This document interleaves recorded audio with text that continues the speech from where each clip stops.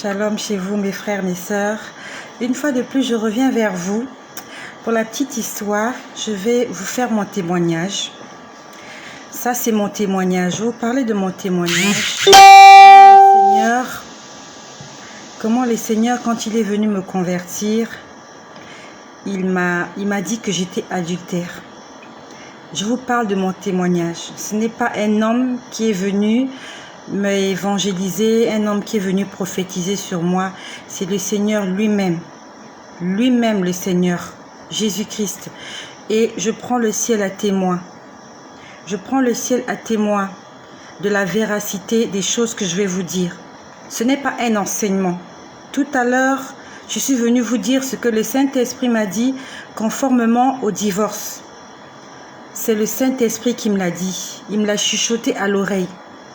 Et là, je vais vous faire le témoignage de ma personne.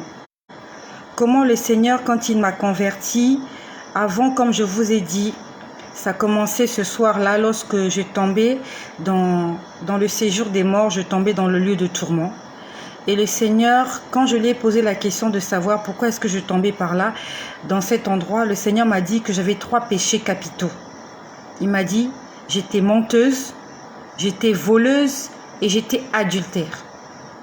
Ce sont les 3 péchés qui me conduisaient en enfer. Ce n'est pas les seuls péchés que j'avais, mais c'était, on va dire que je vivais dans ces péchés-là. Il m'a dit voleuse, menteuse et adultère. Et je vais vous parler de l'adultère. Pourquoi il m'a parlé de l'adultère? Je veux m'approfondir sur l'adultère. Mais avant, je vais vous dire menteuse, voleuse, adultère. Pourquoi menteuse? Il m'a dit tu es menteuse parce que tu as des faux documents. Tu as des fausses déclarations. C'est pour ça qu'il m'a appelée menteuse. Ceux qui ont des faux papiers, ceux qui ont des fausses déclarations, ceux qui ont des faux diplômes. Il m'a dit tu es dans le faux. C'est ça qui dit que tu es menteuse. Il ne m'a pas appelée menteuse parce que je mentais avec ma bouche. Mais c'est parce que je mentais avec les documents que j'avais. Il y a des gens aujourd'hui qui ont falsifié leur âge. Il y a des gens aujourd'hui qui ont falsifié des documents. Même là où ils travaillent, ils falsifient les documents, c'est du mensonge. Il y a des gens aujourd'hui qui ont falsifié beaucoup de choses. Beaucoup de choses, surtout beaucoup de gens se battent pour des parcelles, des terrains. Il y a des gens qui ont falsifié beaucoup de documents. Ils vivent dans le mensonge, faux et usage de faux. Le Seigneur m'a dit que c'est de la fausseté, c'est du mensonge. Tu présentes un document qui ne correspond pas à ta personne. Pour nos frères, nos sœurs qui vivent en Europe, qui se marient pour des intérêts, qui mentent, qui falsifient, qui trafiquent pour avoir certains intérêts, c'est du mensonge. Et il m'a dit le vol. Pourquoi j'étais voleuse? C'est parce que par rapport au fait que j'avais falsifié certains documents, je recevais une rémunération. Je recevais certaines faveurs. C'est pour ça qu'il m'appelait voleuse.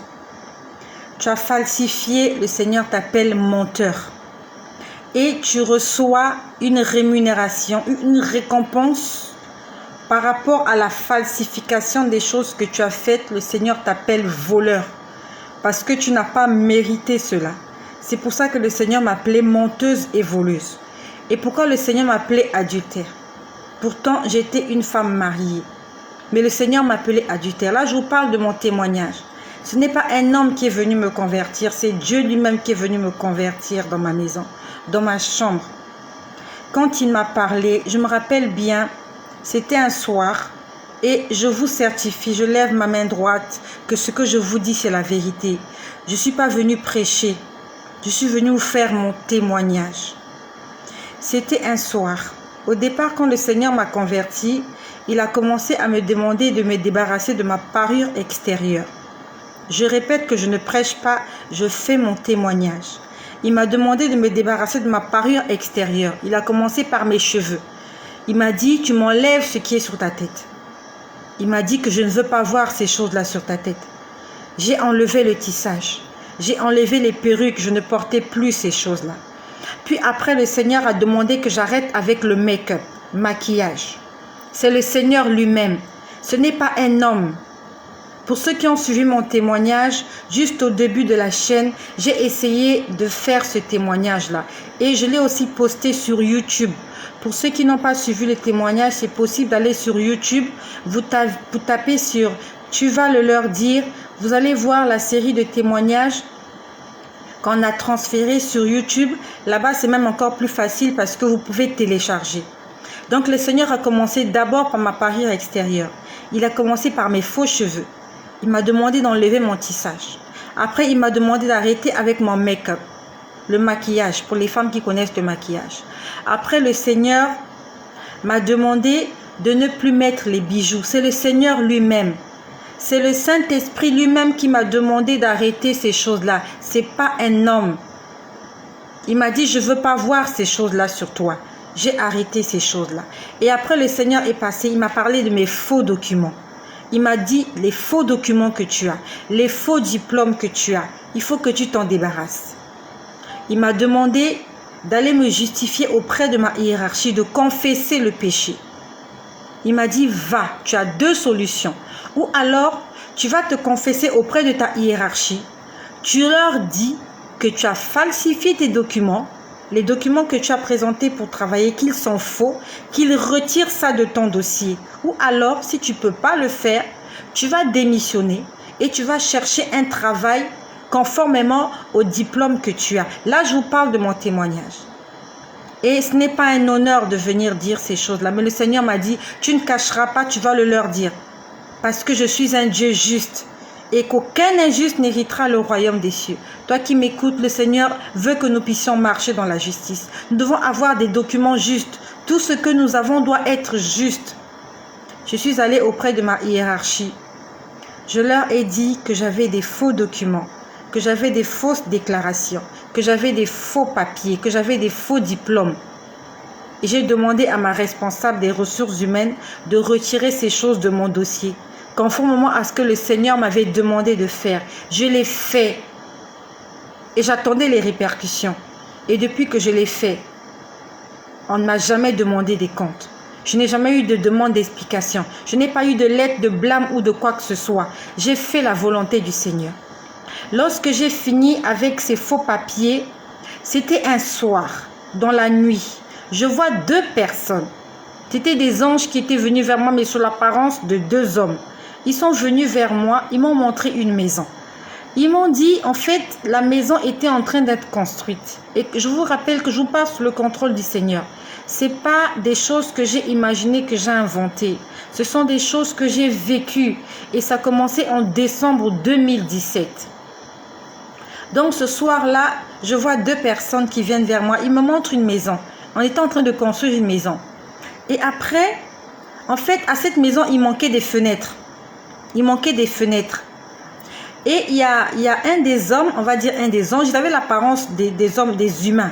Il y a un des hommes qui dit, lorsqu'elle fera ce qu'il reste à faire, tu prendras la fenêtre, tu vas... En fait, il restait juste la fenêtre.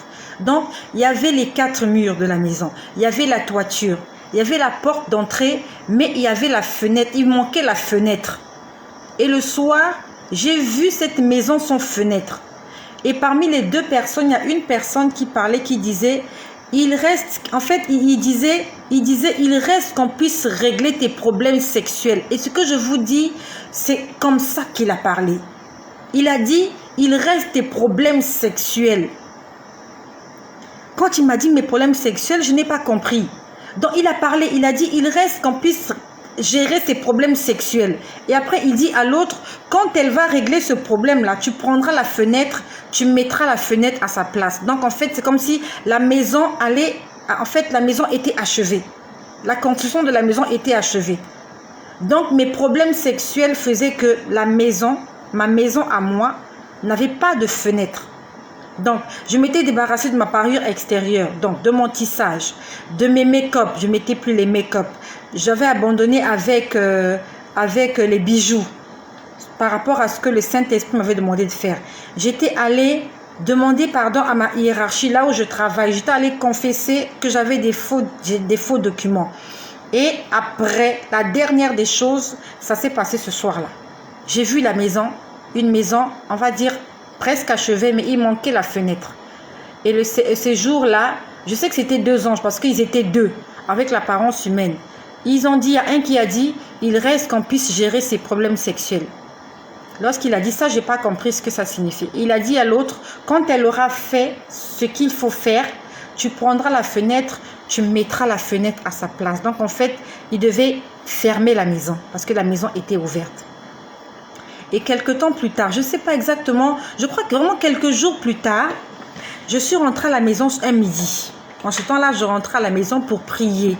Parce que le Seigneur m'avait dit qu'il fallait que je prie matin, midi, soir comme je mangeais. Donc ce jour-là, à midi, je suis à la maison. J'étais assise exactement sur la même chaise où je suis assise aujourd'hui. Et j'étais en train de lire le livre de Hébreux. J'entends une voix qui me dit, va lire 1 Corinthien. Va lire 1 Corinthien. J'ai dit, mais j'ai déjà lu 1 Corinthien. J'ai fini 1 Corinthien, j'ai fini 2 Corinthiens, j'étais dans Galates, après j'étais allé à Éphésiens. Là, je me retrouve à Hébreux. Il me dit, va lire 1 Corinthien. La voix a tellement insisté, je suis repartie lire 1 Corinthien. Ce midi-là, j'étais en train de lire 1 Corinthien et j'étais arrivée au chapitre 7. Je lisais 1 Corinthien à midi. Quand j'arrive à 1 Corinthien au chapitre 7, plus exactement au verset 10, il est écrit ceci. À ceux qui sont mariés, j'ordonne, non pas moi, là c'est l'apôtre Paul qui est en train de parler. J'ordonne, non pas moi, mais le Seigneur, que la femme ne se sépare point de son mari. Si elle est séparée, qu'elle demeure sans se remarier, ou qu'elle se réconcilie avec son mari, et que le mari ne répudie point sa femme. Lorsque j'ai lu ce verset, j'ai commencé à pleurer. J'ai commencé à pleurer parce que j'étais une femme mariée, j'avais divorcé et je m'étais remariée. Ce jour-là, j'ai pleuré de toutes mes larmes. J'ai pleuré comme je n'avais jamais pleuré, ça faisait longtemps. J'ai pleuré, j'ai pleuré. J'ai dit, Seigneur, je n'avais jamais lu ce verset. Je ne l'avais jamais lu. Il m'a dit, tu l'avais déjà lu, mais c'est parce que vous ne méditez pas. Le Seigneur m'a dit, vous ne méditez pas. J'avais déjà lu le Nouveau Testament au moins 3 fois. Mais je n'avais jamais fait attention à ce verset. Le Seigneur m'a dit, c'est parce que vous ne méditez pas. La Bible nous dit, lisez et méditez. Méditer signifie, tu as lu, tu t'arrêtes sur un verset, tu essaies de le comprendre. Tu essaies de comprendre quel est le message que le Seigneur veut t'enseigner par rapport à ce verset. J'ai pleuré. Le Seigneur m'a dit, c'est ton adultère. Il m'a dit, tu es une femme adultère. Parce que tu étais mariée, tu as divorcé et tu t'es remariée. Là, c'est mon témoignage dont je vous parle. Après, je me suis dit, c'est l'apôtre Paul qui a parlé. Je me suis dit, je vais essayer de me trouver une porte de sortie. Parce que ce verset m'avait dérangé. Ce verset m'avait dérangé. J'ai dit, c'est l'apôtre Paul qui parle. C'est Paul qui a parlé, c'est pas Jésus qui a parlé. Lui-même, le Seigneur, il m'a dit, va lire dans le livre de Marc au chapitre 10. Dans le livre de Marc au chapitre 10 au verset 11, il est écrit, il leur dit, celui qui répudie sa femme et qui en épouse une autre commet un adultère à son égard. Et si la femme quitte son mari et en épouse un autre, elle a commis un adultère. J'ai pleuré de toutes mes larmes parce que j'étais une femme remariée. J'étais dans un foyer et j'avais déjà un enfant. J'ai pleuré. J'ai dit, Seigneur, comment je vais régler ce problème? J'ai pleuré, j'étais en jeûne, j'ai pleuré de toutes mes forces. J'ai dit, Seigneur, comment je vais dire à cet homme qui m'a épousée que je vis dans l'adultère et qu'il faut qu'on puisse se séparer? C'était difficile pour moi et je vous parle sous le contrôle du Seigneur. Ce n'est pas un honneur pour moi de venir sur les réseaux sociaux pour venir vous étaler ma vie, mais je le fais au nom de Jésus-Christ parce qu'il m'a dit, tu vas le leur dire. Je le fais au nom de Jésus. Au nom de Jésus. Et je prends le ciel à témoin que c'est le Seigneur qui m'avait parlé. Ce n'est pas un pasteur, ce n'est pas un prêtre, ce n'est pas un évêque. C'est pas un évangéliste qui était venu me parler, c'est le Seigneur qui était en train de me parler. Je l'entendais audiblement. Il m'a dit adultère. 1 Corinthiens chapitre 6, aucun adultère n'héritera le royaume des cieux. Il m'a dit tu es une femme adultère. Parce que tant que ton mari vit, ton premier mari vit, moi je suppose que vous êtes toujours mariés, alors tu n'as pas le droit de te marier. Soit tu vas te réconcilier avec lui, soit tu restes sans te marier. Et ça, je ne savais pas. On ne me l'avait jamais dit. On ne m'avait jamais dit que je n'avais pas le droit de me remarier. J'avais entendu dire que Dieu était contre le divorce, mais je ne savais pas que Dieu était contre le fait de se marier, de divorcer et de se remarier pendant que ton mari est encore en vie, conformément au livre de Romains au chapitre 7. Dans Romains au chapitre 7, il est écrit, je crois que c'est le verset 2, je vais vous lire ça pour moi. Je vais vous le lire. Romains chapitre 7 au verset 2, il est écrit ainsi. Une femme mariée est liée par la loi à son mari tant qu'il est vivant. Une femme mariée est liée à son mari par la loi tant qu'il est vivant. Mais si le mari meurt, elle est dégagée de la loi qui l'a liée à son mari. Si donc du vivant de son mari, elle devient la femme d'un autre homme, elle sera appelée adultère. Si donc du vivant de son mari, elle devient la femme d'un autre, elle sera appelée adultère. Mais si le mari meurt, elle est affranchie de la loi, de sorte qu'elle n'est point adultère en devenant la femme d'un autre. Si j'avais juste eu des enfants avec ce monsieur, le premier, Dieu n'était pas contre ça, parce que c'est une relation, on va dire une relation de concubinage, une relation d'impudicité. Mais cet homme m'avait marié, il m'avait doté. Il m'avait doté, il avait versé la dot. Et nous avions des papiers faits à la mairie. Nous étions mariés officiellement, on avait des papiers de la mairie. Et le Seigneur, lorsqu'il m'a fait lire ce verset, j'ai pleuré. J'ai pleuré, je lui ai dit, Seigneur, j'ai fait le ménage dans ma vie. Tu m'as demandé d'abandonner le tissage, d'abandonner le maquillage, d'abandonner les bijoux. J'ai tout abandonné. J'ai dit, Seigneur, là, comment je vais régler ce problème? Je lui ai dit, Seigneur, tu peux me prendre. Fasse que je meure. Parce que comment je vais justifier le fait de quitter un homme à cause de ce verset? J'ai dit, mais comment je vais justifier ça? Comment je vais le justifier? Nous avons un choix à faire dans la vie. Ou plaire aux hommes ou plaire à Dieu. Mais c'est la parole de Dieu qui va nous juger. C'est cette parole aussi qui va nous justifier. Si Dieu a parlé, il ne pourra pas aller à l'encontre de ce qu'il a déjà dit. S'il a dit aucun adultère n'héritera le royaume des cieux, je n'aimerais pas discuter à ce sujet. Je n'ai pas fait des études théologiques. Je n'ai pas fait des études, pour venir sur le mariage. Je viens juste vous répéter mon témoignage et ce que le Seigneur me dit. Je n'ai pas été dans une école de théologie, donc je ne suis pas apte à discuter sur le mariage ou sur le divorce avec qui que ce soit. Les seules choses que je puisse dire, c'est ce que le Seigneur était venu me dire à l'oreille, que tu es adultère. Les seules choses que je puisse vous dire, c'est ce que le Seigneur m'a dit hier ou avant-hier. Il m'a dit, je vous ai donné un commandement nouveau. Aimez-vous les uns les autres. Je suis contre le divorce. C'est ce que le Seigneur m'a dit. Et toi qui m'écoutes, si tu n'es pas convaincu de cela, demande au Saint-Esprit de te parler. Peut-être qu'il te dira autre chose, je n'en sais rien. Mais à moi, le Saint-Esprit m'a dit qu'une femme mariée est liée à son mari tant qu'il est vivant. Et si du vivant de son mari, elle devient la femme d'un autre, elle sera appelée adultère. Donc toi qui m'écoutes, si tu avais déjà été marié une fois et que tu t'es remarié, il faut que tu demandes pardon au Seigneur. et que tu lui demandes de t'aider. Comment résoudre ce problème? Moi, personnellement, lorsque j'ai prié, j'ai pleuré, j'ai dit, Seigneur, comment je vais résoudre ce problème? C'était trop difficile pour moi. J'ai dit, Seigneur, viens me chercher. Je lui ai dit, Seigneur, enlève-moi de ce monde. Viens me chercher. J'étais prête à mourir parce que c'était trop. De toute ma vie, je n'avais jamais entendu des voix.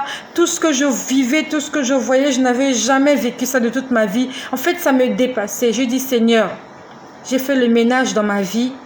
Maintenant, viens me chercher. J'ai demandé pardon à qui devait demander pardon. J'ai fait tout ce que tu m'as demandé de faire. J'ai dit, Seigneur, je t'en prie. Comme j'ai déjà manqué l'enfer. Tu m'as dit que j'étais menteuse. J'ai arrêté. Je me suis confessée sur les faux papiers que j'avais. Tu m'as dit que j'étais voleuse parce que j'étais en train de recevoir une rémunération par rapport aux mensonges, aux documents faux. J'ai dit, Seigneur, j'ai déjà arrangé. Là, tu me dis que je suis adultère. J'ai dit, Seigneur, comment je vais justifier ça? Je vis avec cette personne, je vis dans sa maison. Comment je vais lui dire que je suis adultère? J'ai prié, j'ai pleuré. Et comme je vous ai dit, ce n'est pas un honneur pour moi parce que beaucoup de gens qui me connaissent vont écouter ça. Beaucoup de gens qui me connaissent vont voir, ils vont connaître ma vie. C'est ma vie privée. Et je suis en train de vous parler, c'est parce que le Seigneur m'a dit, tu vas le leur dire. Je suis un enfant obéissant parce que j'ai vu l'enfer. J'ai entendu les cris de l'enfer. Et je ferai tout pour échapper à cet endroit. Je ne vais pas désobéir juste pour me faire plaisir. Ce n'est pas un honneur pour venir dire que j'étais une menteuse, j'étais une voleuse adultère. Ce n'est pas un honneur pour moi. Et si je le dis aujourd'hui, c'est au nom de mon salut. C'est parce que celui qui m'a sauvé de l'enfer, il m'a dit, tu dois dire toute la vérité. Et je suis venue vous dire la vérité. Tu vas le prendre comme tu veux. Si tu n'y crois pas, que le Seigneur soit glorifié parce que moi j'ai fait mon travail. Je t'ai dit ce qui est vrai. La Bible nous dit, vous connaîtrez la vérité et la vérité vous affranchira. Tu connaîtras Jésus, il t'affranchira. Ça veut dire que quand tu rencontres le Seigneur, il va te dire ce qui n'est pas bon dans ta vie. Il va te montrer les choses dont il faut te débarrasser. Et il est apte à t'affranchir. Il est apte à te rendre libre. Mais c'est à toi de le laisser te rendre libre. Soit tu veux continuer à être sous le joug du péché. Soit tu veux continuer à être sous le joug de l'ennemi. Ou alors tu veux porter le joug du Seigneur, ce joug qui est léger. Soit tu te laisses décharger, ou alors tu continues à porter tes fardeaux. Et le jour du jugement, tu rendras compte pour toi-même. Le Seigneur est bon. Parce que lorsqu'il me l'a dit, j'étais vraiment en pleurs. Je ne savais pas quoi faire. Et j'ai appelé mon mari, parce qu'il était mon mari. Nous avons un enfant. Je l'ai appelé. Je lui ai dit, le Seigneur a dit que je suis une femme adultère. Je lui ai dit, ouvre ta Bible, lis avec moi, lis le verset.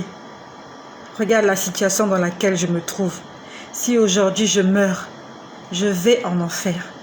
Et si toi aussi tu meurs, tu vas aller en enfer parce qu'il est écrit que si un homme prend en mariage une femme qui a été répudiée, ça veut dire une femme qui avait déjà été mariée, il commet aussi l'adultère.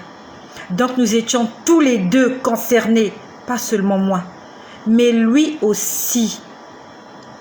Un homme qui a épousé une femme déjà mariée a commis l'adultère parce que cette femme est toujours liée à son mari. C'est écrit dans le livre de Marc. Tout est écrit dans la Bible. Toujours Marc 10. Nous sommes toujours dans Marc 10. C'est écrit que si un homme épouse une femme répudiée, il a commis l'adultère.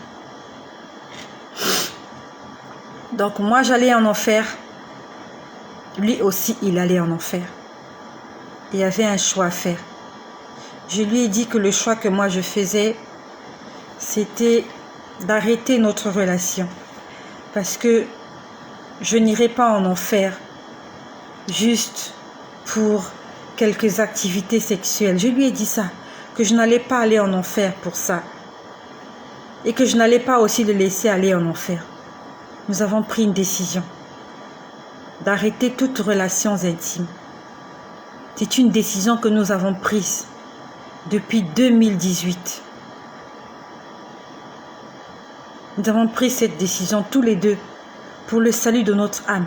Et je remercie le Seigneur parce que lorsqu'il a lu les versets, il a été convaincu. Ce n'est pas moi qui ai écrit la Bible. Ce n'est pas toi qui as écrit la Bible. Nous sommes venus trouver la Bible. Et nous devons nous conformer à ce qui est écrit dans la Bible. Je lui ai fait lire tous les versets. Je lui ai dit, lis là, lis. Je lui ai dit, je suis prête. Je suis prête à tout abandonner. Si tu as envie de me chasser, chasse-moi. Je suis prête pour le salut de mon âme. Parce que je sais qu'un homme ne peut pas garder une femme comme ça à la maison, comme un poteau électrique, comme un pot de fleurs. Je lui ai dit, tu peux me chasser. Parce que moi, je suis prête à partir pour le salut de mon âme et aussi pour ton salut. Et depuis 2018, nous avons arrêté toutes relations intimes. Beaucoup de gens n'y croient pas. Beaucoup de gens n'y croient pas. Ils vont se dire qu'elle est menteuse. Mais que le Seigneur me punisse, me frappe si ce que je dis c'est du mensonge. Quand tu as le Saint-Esprit, tu fais des choses au-delà de ce que l'entendement humain peut faire. Le Saint-Esprit, c'est celui-là qui t'accompagne et qui te donne la force de supporter les épreuves. C'est possible de vivre sans commettre ce péché-là. C'est possible de dormir ensemble sur le même lit sans se toucher. C'est possible de partager la même maison et de vivre dans la chasteté. C'est possible, mon ami. Toi qui dis que ce n'est pas possible, c'est parce que tu n'as pas le Saint-Esprit. Mais quand tu as le Saint-Esprit, quand tu as la crainte de Dieu dans ton cœur, tu fais des choses qui sont aux yeux des hommes comme une folie. Comme une folie. Devant les hommes, cette chose est une folie. Mais je prends le ciel à témoin. Je prends le Dieu tout-puissant. Je prends Jésus-Christ qui a donné sa vie à la croix pour moi. Je prends à témoin les anges que depuis 2018, je vis dans la chasteté. Parce que le Seigneur m'a dit, aucun adultère n'héritera le royaume des cieux. Parce que mon premier mari est toujours en vie. Il est toujours en vie, il n'est pas mort. Et je ne souhaite pas qu'il meure. Je ne souhaite pas qu'il meure. Mais le jour où il mourra, alors je pourrai me mettre au ménage avec quelqu'un d'autre. Mais pour le moment, il est toujours en vie. Et je prie pour son salut. Le Seigneur a dit, soit tu t'es réconcilié avec lui, soit tu restes sans te marier. Je ne peux pas me réconcilier avec lui pour le salut de mon âme. Parce que je connais que je ne pourrai pas le supporter. Nous avons passé des moments très difficiles. Donc je ne peux pas me réconcilier avec lui. Je ne peux pas me remettre en couple avec lui. J'ai décidé de servir le Seigneur, d'être seul, de vivre dans la chasteté. Et c'est possible. Et pour me récompenser, le Seigneur m'a donné le don de prophétie, le don de vision. Je peux entendre sa voix parce que je suis un enfant obéissant. Toi qui veux que le Seigneur te parle, tu ne veux même pas lui obéir. Il te demande des petites choses. Et regarde ce que le Seigneur m'a demandé. C'était quelque chose de costaud. C'était gros. C'était énorme ce qu'il m'a demandé. Mais je l'ai fait pour le salut de mon âme. Non seulement je l'ai fait, mais c'est le Saint-Esprit qui m'a aidé à faire toutes ces choses. C'est le Saint-Esprit qui te donne la force. Toi qui n'arrives pas à arrêter avec la pornographie, tu n'arrives pas à arrêter avec l'impudicité, c'est parce que tu n'es pas rempli du Saint-Esprit. Tu n'as pas le Saint-Esprit en toi. Parce que quand tu as le Saint-Esprit en toi, tu crains Dieu. Tu as peur. Tu as peur de pécher parce que tu as vu l'enfer, parce que tu as entendu les cris de l'enfer. Moi, j'ai vu cet endroit, j'ai entendu les cris, j'ai vu des gens. Je ne veux pas aller là-bas. Coupez-moi la tête s'il faut. Je sais que lorsque mon âme quittera mon corps, je sais que le Seigneur enverra un ange pour venir me chercher. J'en suis consciente, je le sais de tout mon cœur. De tout mon cœur, je le sais. Que lorsque je quitterai cette terre, que j'irai au ciel. Parce que j'ai été un enfant obéissant. Je n'ai pas dit que je suis sainte. Mais j'ai obéi au Seigneur. Il m'a demandé de faire des choses au-delà de ce que j'aurais pu faire en tant qu'être humain. Il m'a donné la force de le faire et je l'ai fait. Et aujourd'hui, j'entends sa voix. C'est le cadeau qu'il m'a donné. Dès que je me concentre, je reste tranquille, je prie. Il me donne la réponse. Je demande, Seigneur, comment je peux résoudre ce problème? Il me donne la réponse. Des choses dans le temps, je passais des années pour avoir la solution. Aujourd'hui, j'ai la solution en 1 minute, en 2 minutes. Quand je vais faire une activité, je pose la question, Seigneur, que je le fasse oui ou non. Souvent j'entends oui, souvent j'entends non. C'est du tic au tac. Parce qu'il a vu ma détermination, il a vu mon obéissance. Comme Abraham, il a dit, va sacrifier ton fils. Abraham n'a pas hésité. Qu'est-ce que le Seigneur t'a demandé de sacrifier et que tu n'arrives pas à sacrifier?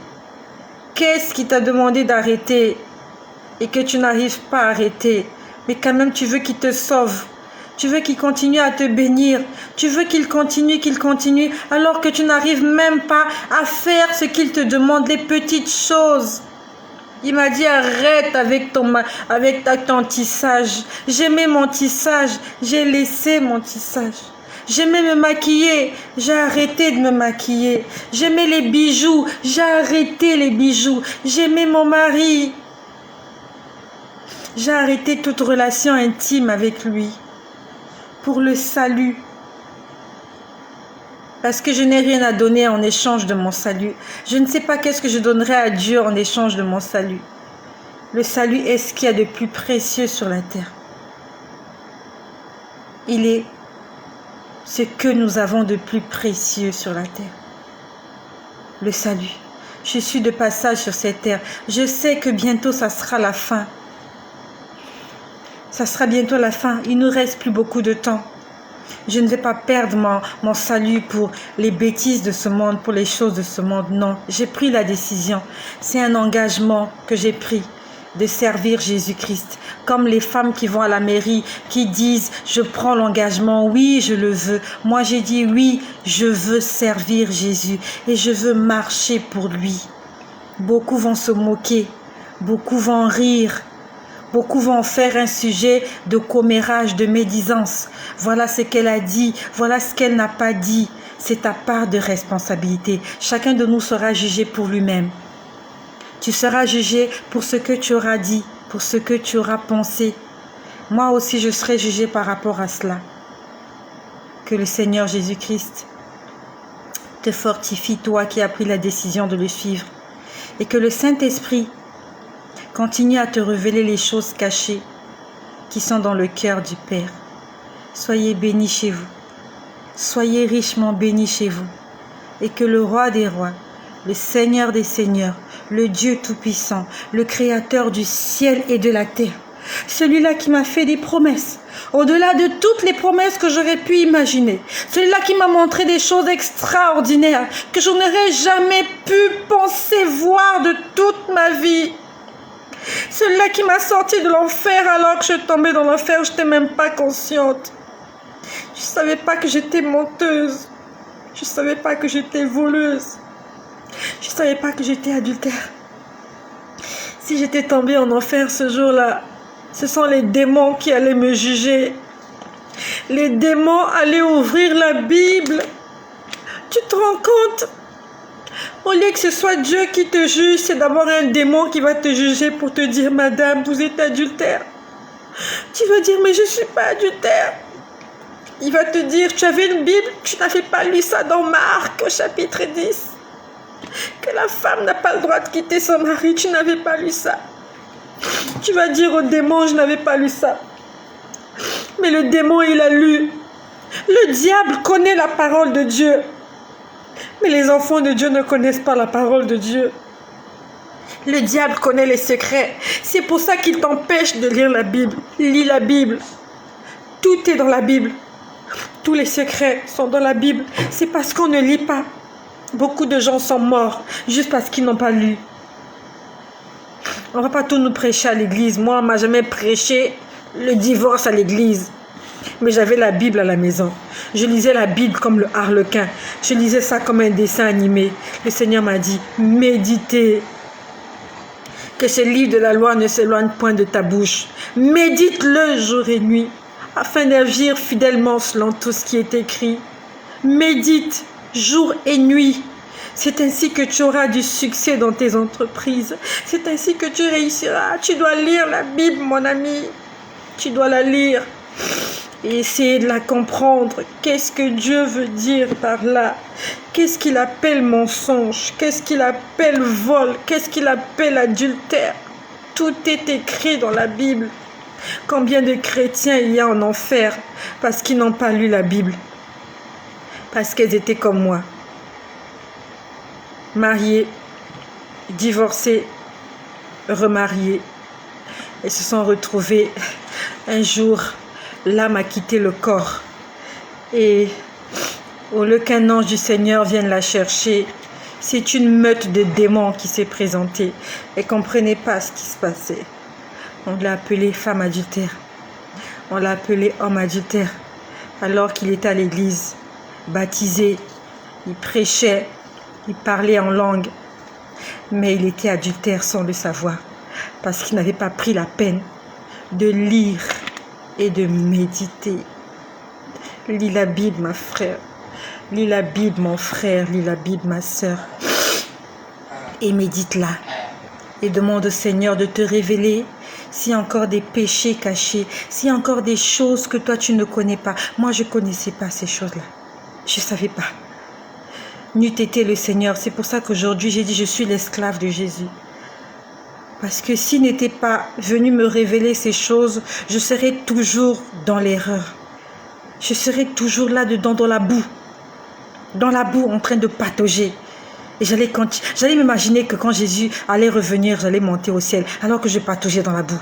Demande au Seigneur, jeûne, prie, qui te révèle le péché caché qui tu as encore. Quel est le péché là, qui est encore là, qui te reproche, mais que, en fait, tu n'en es pas conscient. Prie, jeûne. Ne prie pas, ne jeûne pas seulement pour le mariage. Ne prie pas, ne jeûne pas seulement pour la santé. Ne prie pas, ne jeûne pas seulement pour le travail. Prie et jeûne pour le salut. Demande au Seigneur, Seigneur, est-ce que si tu reviens, je serai sauvé? Seigneur, je t'en supplie, jeûne. S'il faut que tu jeûnes 40 jours, jeûne 40 jours. Jusqu'à ce que le Seigneur te dise quelque chose, que tu entendes quelque chose. Jeûne, je t'en supplie. Jeûne pendant que tu en as encore le temps. Parce qu'il y a des âmes qui sont tourmentées quelque part. Parce qu'ils n'ont pas jeûné. Ils n'ont pas pris le temps de causer avec Dieu, de demander au Seigneur, qu'est-ce qu'il faut que j'arrange? Ne sois pas comme Judas. Présente tes faiblesses au Seigneur. Et que le Seigneur Jésus-Christ se glorifie dans ta vie. Gloire à Jésus-Christ. Que son nom soit